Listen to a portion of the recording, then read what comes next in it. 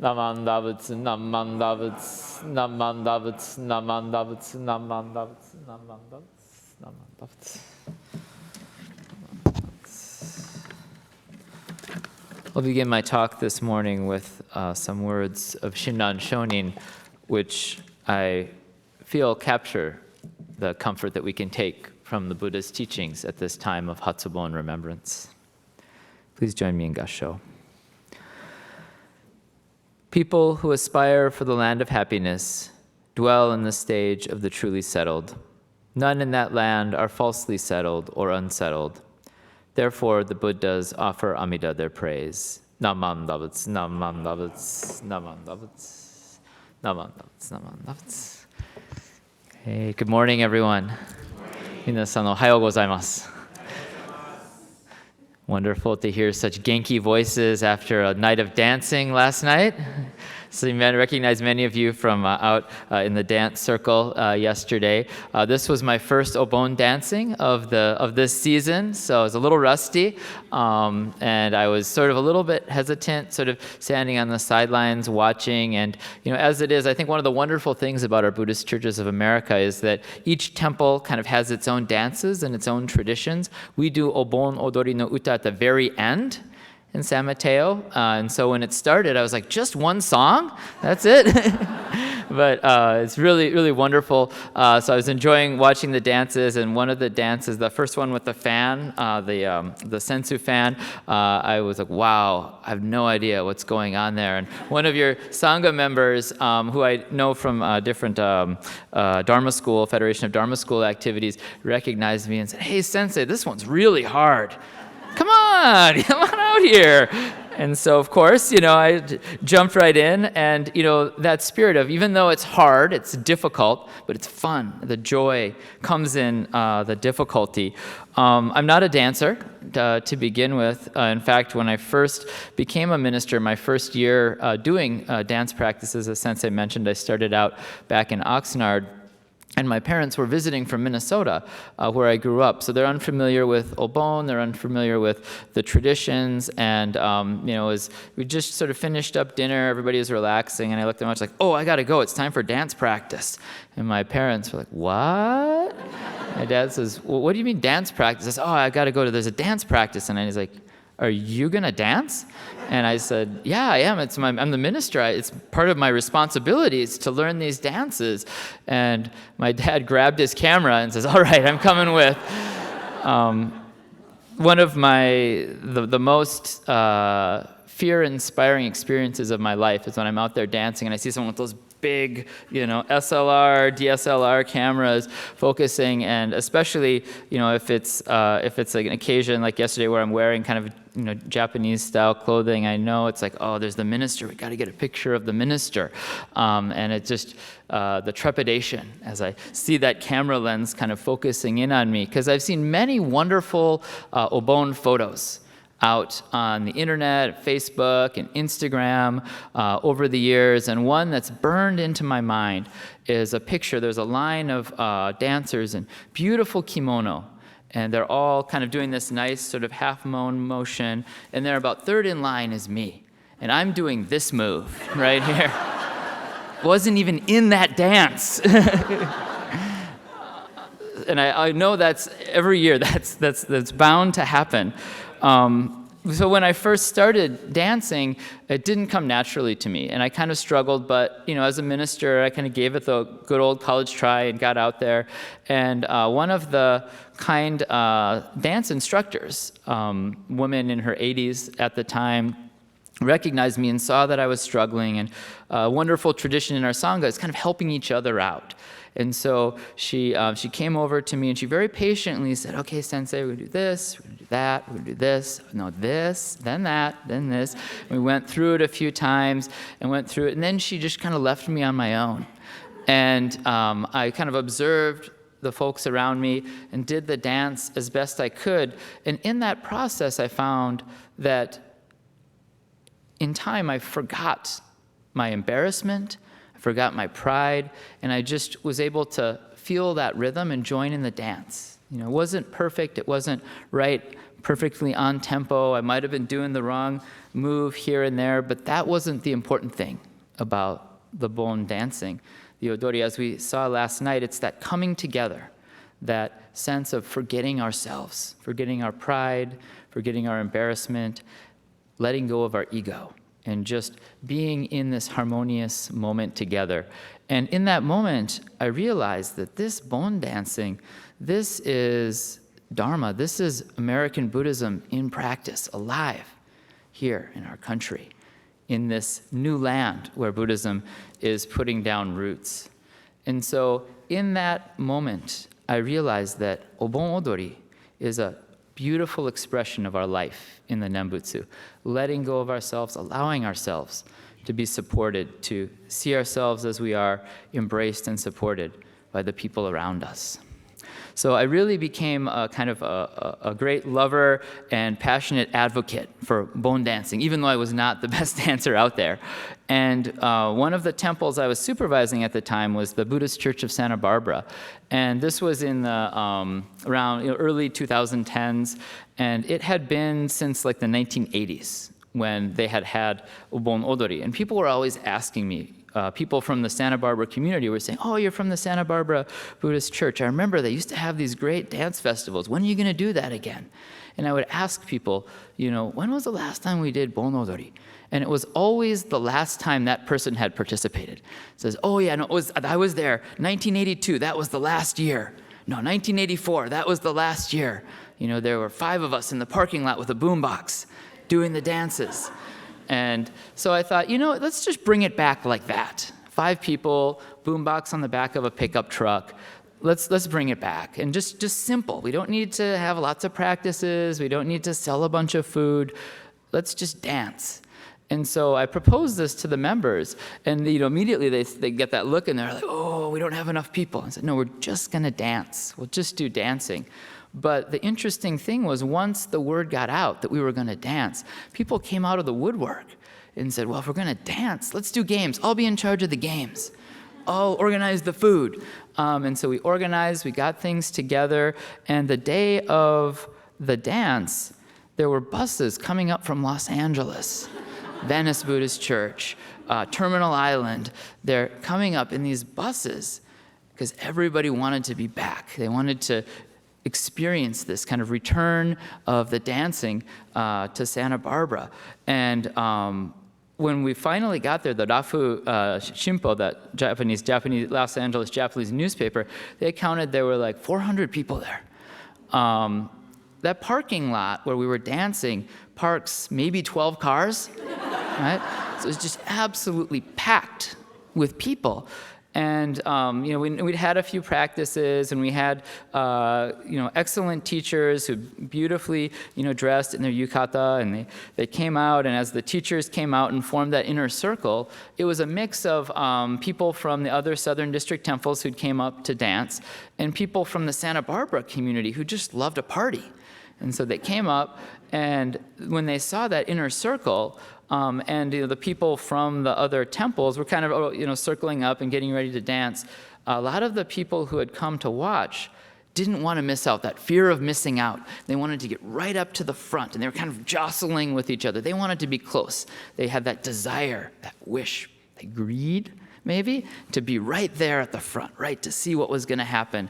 And other people were kind of just drawn in by the motion of the crowd, their curiosity. And so it was this really interesting kind of mix of long-time, lifelong Bon dancers and people who had never been to an Obon celebration before.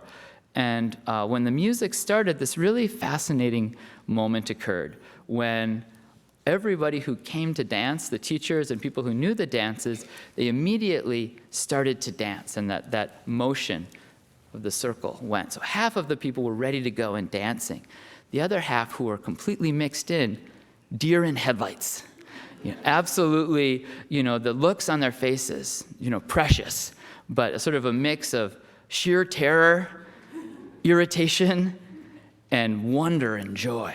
And so the way in which people responded, some people were like, oh my gosh, get me out of here. And they're like, oh, and they started jostling again, trying to get, those same people who had jostled to get right up to the front are now jostling to get far out, as far away as possible. But there were the people kind of mixed in the middle who kind of, what is this? It's like a flash mob. And then they could see this kind of delight on their face, and they looked at the dances like, doesn't look too hard. It's one of these, one of these, one of these. Okay. And they kind of said, I'll try it. And there are people around them like, yeah, come on, you do it like this, and you do it like that.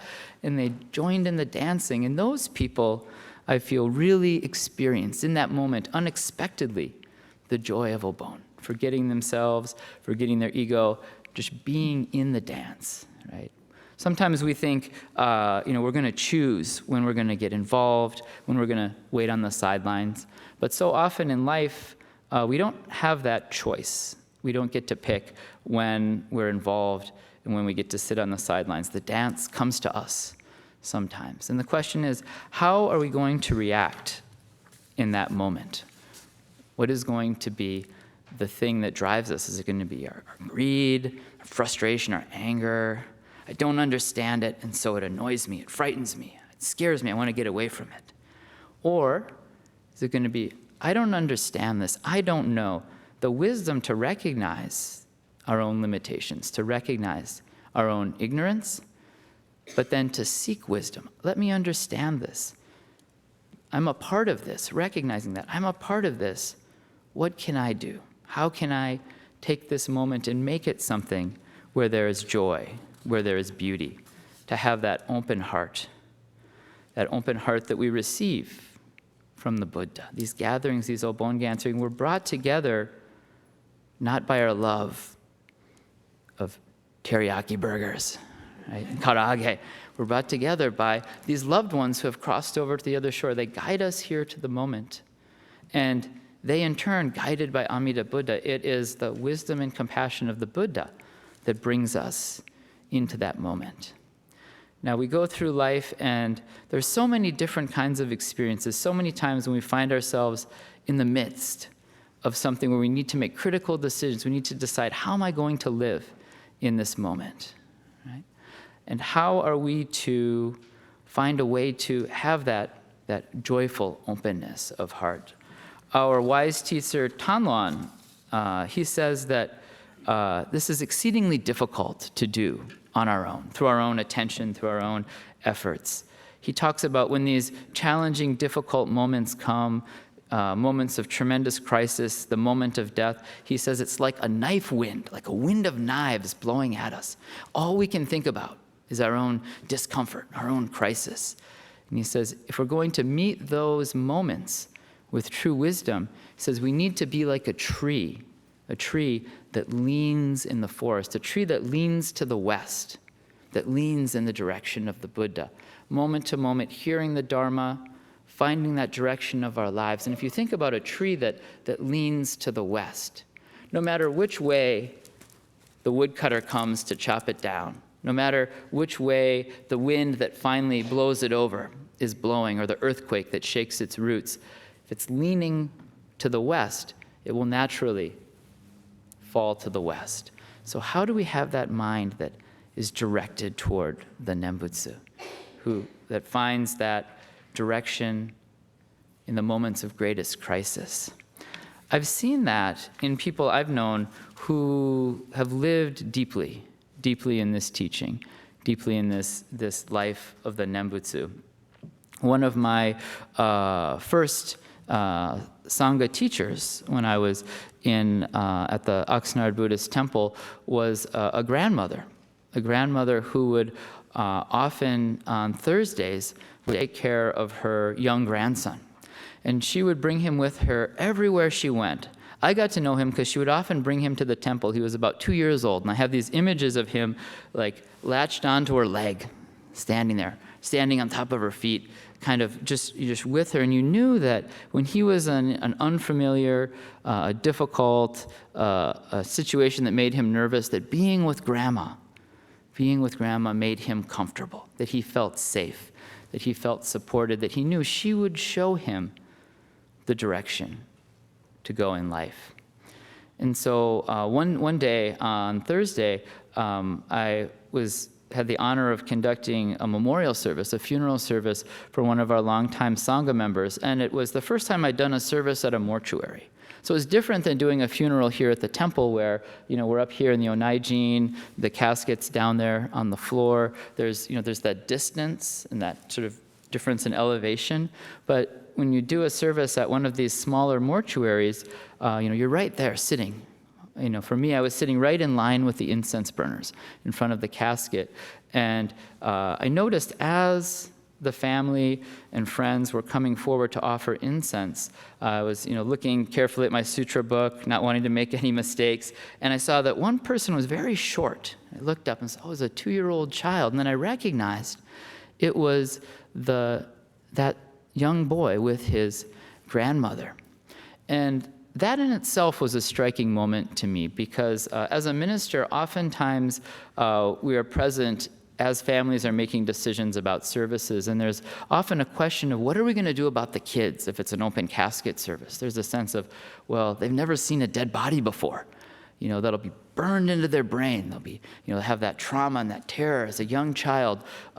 Let's shelter them from that. Let's shelter them from that experience, that encounter with death. When we do that, I think that our fears, our anxiety about death, we teach that to our children. But there's another approach that I was seeing in that moment because this grandmother had brought her grandson to the service, and then she gave him a little boost so that he could do Oshoko. Then she brought him around to the casket. She lifted him up so that he could get a clear look. And you can imagine, as a human being, there's a kind of visceral understanding of this is death, this is real. You feel that, and it's terrifying in a sort of basic instinctual way, but to have that first encounter in that loving embrace of the grandmother, who he knew was going to care for him and keep him safe, and if she brought him into that moment, he was 2 years old, he wouldn't have a kind of intellectual understanding of this, but that truth would be conveyed that this experience of death, this is something that is part of human life, and it's sad. She was crying at the moment, but she was also saying the Nembutsu. So it's sad, but we have the comfort of the Buddha's teaching, and we can accept this. This is not unacceptable. This is the truth of our lives.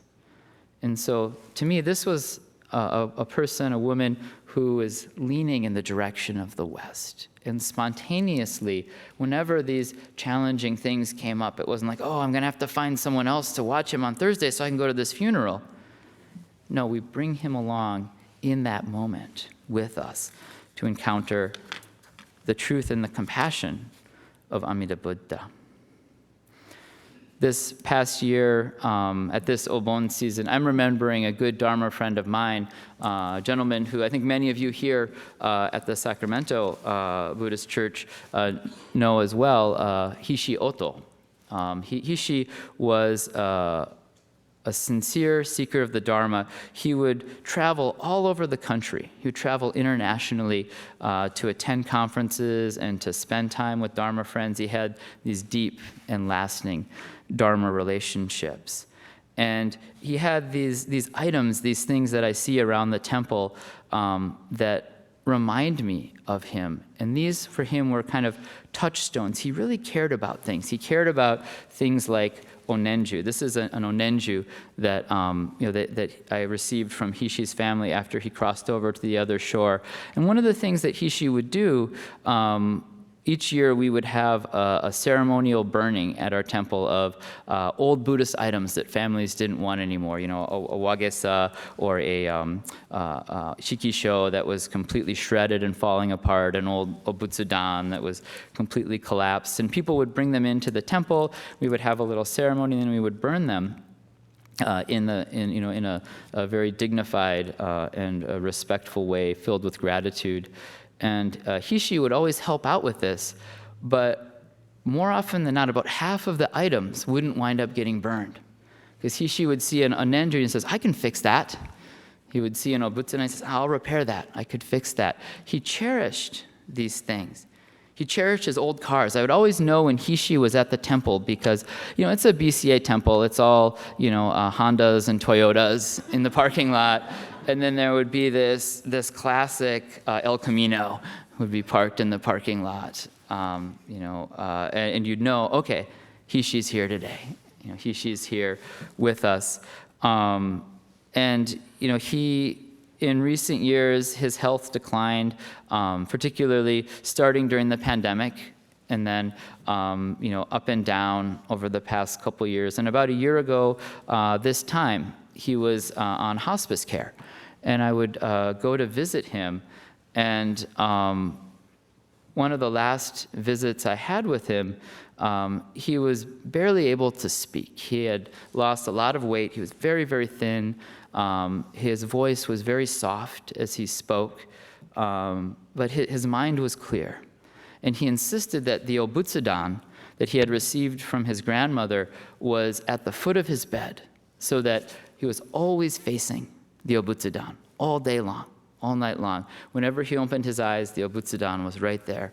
He only needed to join his hands in gasho to face the world of Amida Buddha, somebody who is leaning moment to moment in the direction of Amida Buddha. And I remember I was there with his mother and his sister, and Hishi was one that I'd always know also he was at the temple because he had a strong chanting voice. And I knew how much comfort he took from chanting Jusege. So I invited him, I said, Hishi, why don't we chant Jusege here at your Obutsudan? And he said, his very soft voice, yeah, that sounds nice. Let's do that. And then I rang the bell, and Gagon Josegan, full powerful voice from Hishi. Hishi Mujodo. These words, I vow, the Buddha's voice, I establish this great vow that I will arrive, I will attain the unsurpassed way, right? So Hishi knew that truth of the Buddha's vow in his heart. And so in the midst of his severe illness, he was at peace, and that strength just came out from him. Even though it was a sad and difficult time, every time I went to visit him, I found comfort in knowing that he was settled, his direction was settled, and it reminded me of how to live moment to moment in this daily life that we live, this precious gift. So as we go through this life, we find that there are all kinds of challenges. And this Obon remembrance, these services, these dances are a powerful thing that we can do in our lives, not just to receive comfort for ourselves, but to bring that peace into this world. Because if the world has more people whose response is not anger, conflict, fighting, resistance, but whose response is openness. Let me understand this. Let me learn more about this. People who live like our Dharma friends, people like Hishi lived, cherishing each moment, cherishing the encounters, cherishing what we receive, and cherishing the Buddha Dharma, then I believe that we will all be settled on this direction. None of us falsely settled, all of us truly settled in the direction of the Buddha's world of awakening. So I thank you very much for the honor of joining you today for this most significant Hatsubon remembrance. In conclusion, I'd like to once again return to these wise words of Shinran Shonin. People who aspire for the land of happiness dwell in the stage of the truly settled. None in that land are falsely settled or unsettled. Therefore, the Buddhas offer Amida their praise. Namo Amida Butsu. Namo Amida Butsu. Namo Amida Butsu. Namo Amida Butsu. Namo Amida Butsu.